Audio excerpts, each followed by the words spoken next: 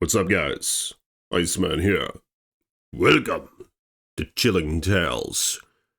So, there was this young lady, beautiful young woman by the name of Brooke. Nice, wavy blonde hair, pale skin, big, beady brown eyes, very athletic. But more of a reader, she would stay inside, wouldn't get out much, which might have contributed to why this attack took place. But nonetheless, she lived in New York. She moved there after college and just wanted to begin her life.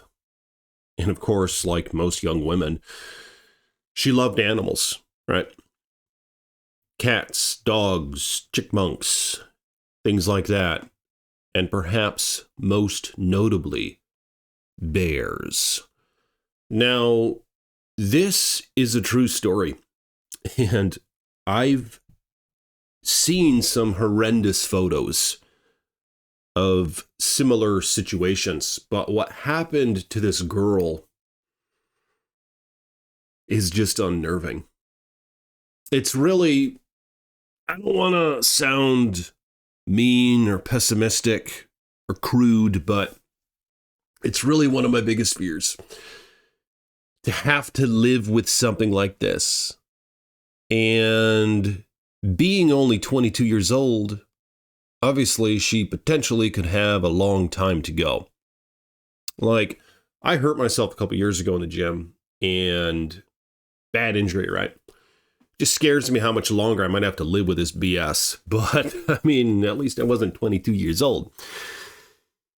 It's quite a bit older than that.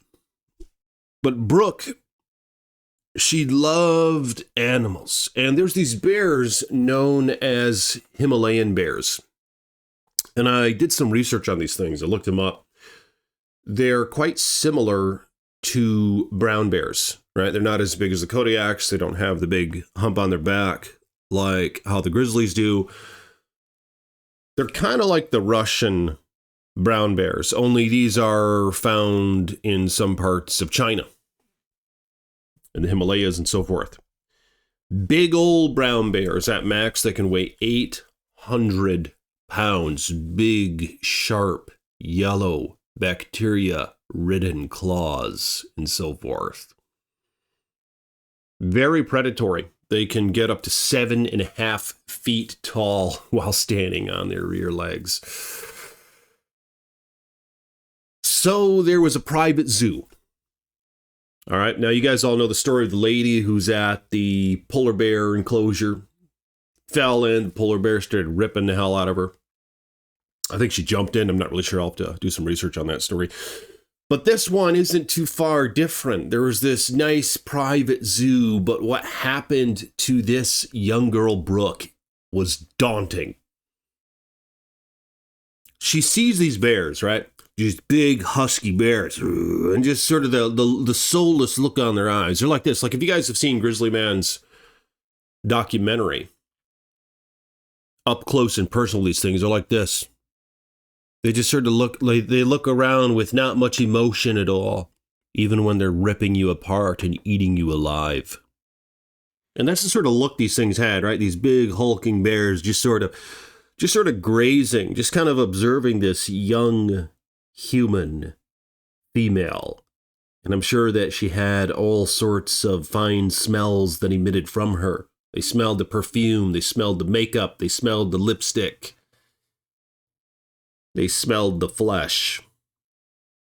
So Brooke decides to cross over the barrier and go up to the edge of the cage, right? The cage was kind of like a jail cell. These bars going up and down, these vertical bars, about a foot or two apart each. They allowed you to get dangerously close to these formidable animals. So Brooke thought it was a good idea to get close. Hello. Sort of grasp at the bars and whisper to these animals, hello, you beautiful thing. Come on. Come up to me. Just like how in Grizzly Man, I mean, the little cubs came up to him and he held his hand out.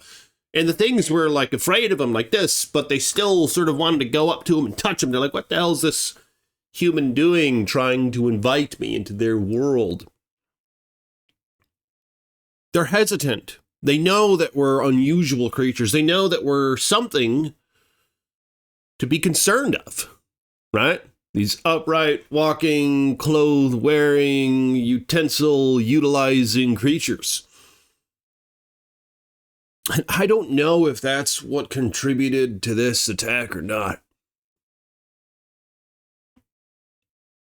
But nonetheless, there was another bear in the background, a sow, just kind of observing this endeavor while the male started walking up, boom, boom, and sort of grazed its face against the bars, just watching this young human female.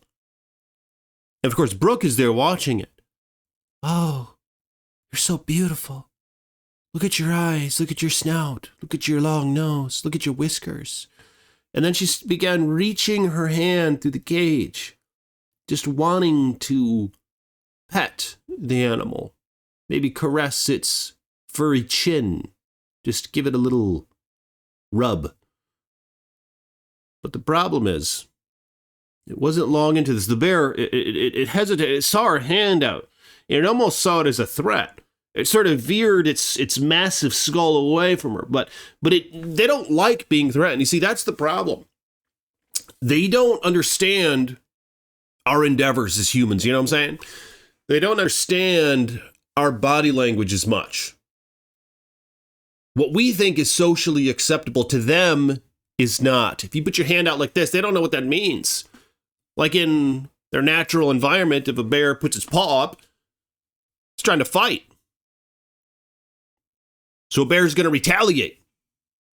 And I don't know if that's the sort of nuance that took place in this bear's mind that caused it to attack, but nonetheless, it hesitated when she stuck her arm out, and she's like, oh, no, don't worry, I'm not going to hurt you. And she reached her arm out even more through this cage.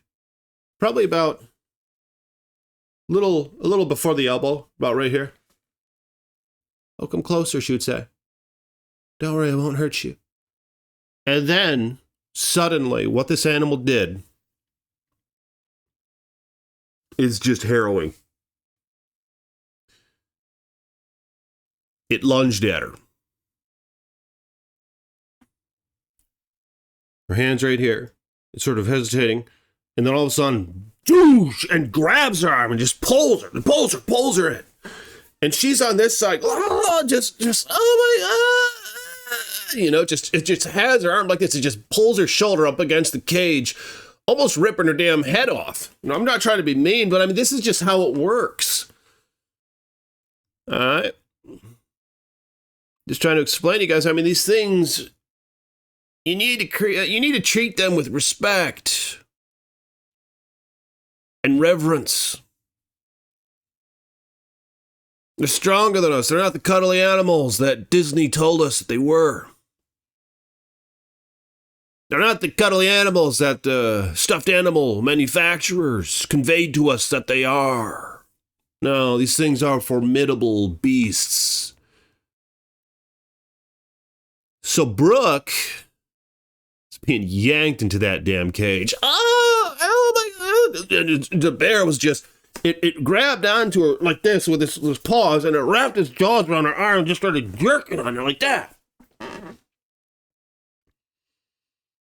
Just shredding up and down all sorts of festering wounds, and it's just tearing into her arm. Just the flesh starts coming off, the muscle starts peeling off. Oh my goodness. You could hear her forearm crunch, just crack, crack, crack. Then it started twisting her arm around. This bear's just grabbing her, just by the jaws, and just lash. That's what they'll do when they fight. It's like a pit bull. Brooke managed, from all the blood just pouring down her arm, it made her arm slippery. And just the muscle getting ripped off. the bear ended up just ripping a big hunk of flesh off. And her arm had so many scathing wounds, and just the claws and the teeth, they almost pierced through the entire arm and just cracked in so many spots. And her hand was all torn up. And the bear, she managed to rip her arm back out. And the bear had all the flesh and blood in its mouth, just standing there watching it, just chewing on it. Just blood just dripping from its mouth. All right? I mean, it was hideous. And the aftermath is what's concerning.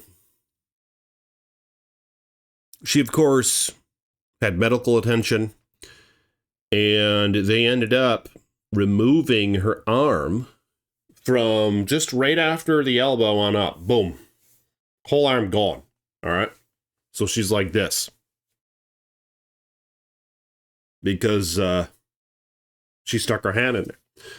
Now, obviously, zoos, I mean, I don't know. Maybe they needed better surveillance of their customers. I'm not really sure.